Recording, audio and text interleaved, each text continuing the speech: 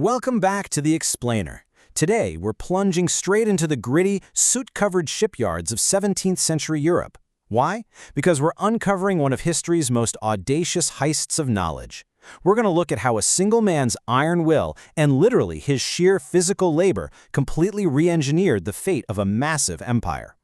So I want you to just imagine this for a second. An absolute monarch, a guy with limitless power, willingly trading his luxurious throne and velvet robes for the grueling, blister-inducing life of a manual laborer. Like, why on earth would a king do that? Well, because he realized that true power wasn't just in titles or land, it was in the mechanical secrets of modernity, secrets his country was desperately missing. Okay, let's dive into this wild true story. I wish I had learned properly when I was young. This was the secret lament of our disguised king. Despite his immense authority, he realized his highly traditional, religious-focused education had left him completely in the dark about the math, the sciences, and the engineering that were basically shaping the modern world. I mean, the guy couldn't even do basic arithmetic without making mistakes. So he decided to do something totally unprecedented to fix it. Section 1. The Mystery of the Disguised Carpenter. That sweaty carpenter, covered in sawdust and swinging a hammer, was none other than Peter the Great, Tsar of Russia. Now, Peter was a guy of massive physical stature. We're talking well over 6.5 feet tall. Just picture that, a literal giant trying to subtly blend in with common laborers. He possessed an even more colossal ambition, but he knew ambition alone wasn't going to save his struggling empire. Section 2. Russia, isolated from the sea. To really understand his mindset, you have to look at old Russia. It was vast, right? It made up a sixth of the world's landmass, but it was entirely landlocked, completely cut off from crucial sea trade routes, and totally paralyzed by outdated traditions. Basically, a kingdom of dense forests and muddy swamps. Peter, though, envisioned a radically different future. He wanted a modernized, European integrated society boasting unrivaled naval power, because he knew, for an empire to truly thrive, an armada was as necessary as water is to a fish. And where did this total obsession with the sea come from? Well, it was forged in pure terror.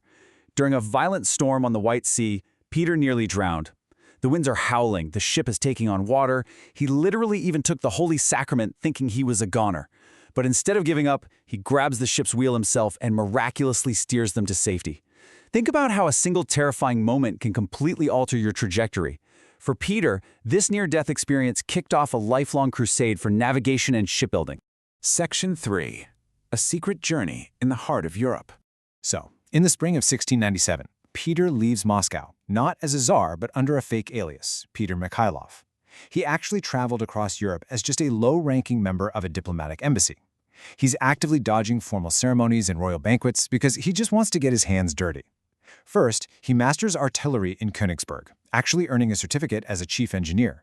Then, he spends months laboring as a shipyard carpenter in Holland, and eventually moves to England to study the drafting and design of fast ships directly from the absolute masters. While he was in the Dutch shipyards of Zaandam and Amsterdam, the Tsar of Russia worked relentlessly as a simple carpenter, sweat pouring from his body, physically building a ship with his own two hands alongside everyday laborers. But here's the catch, right? You really can't hide a man of his giant stature and intense drive for very long. Crowds of curious onlookers actually started gathering in droves just to watch this giant foreigner work. That eventually blew his cover and basically forced him to relocate to England just so he could continue his studies in peace. Section 4. Founding a fleet and capital from nothing.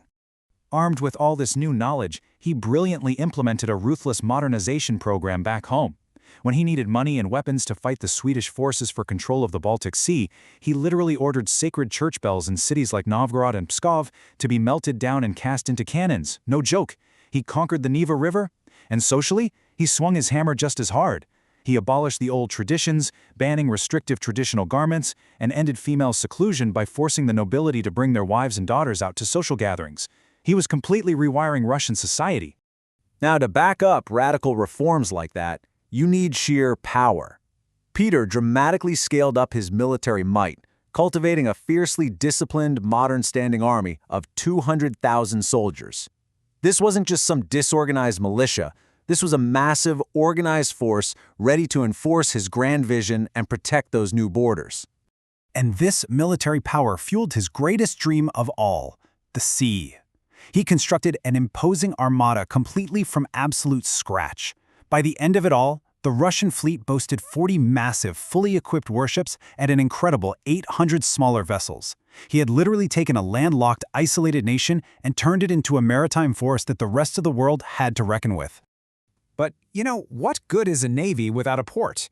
To cement his dominance over the newly conquered seas, Peter achieved the impossible. He ordered the construction of a glorious new capital, St. Petersburg, built directly on top of the hostile, freezing, muddy swamps of the Neva River.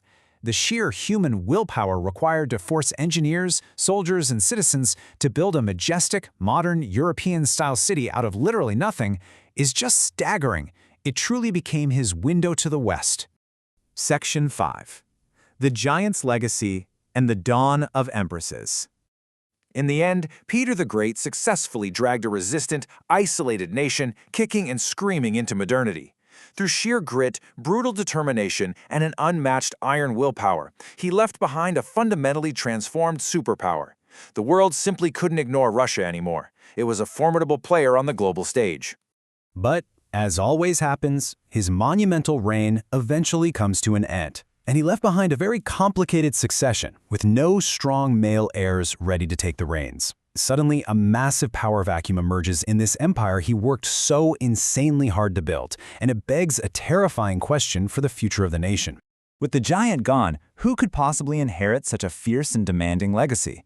Well, as it turns out, the heavy hammer of power wasn't picked up by a king, but by the women of the court.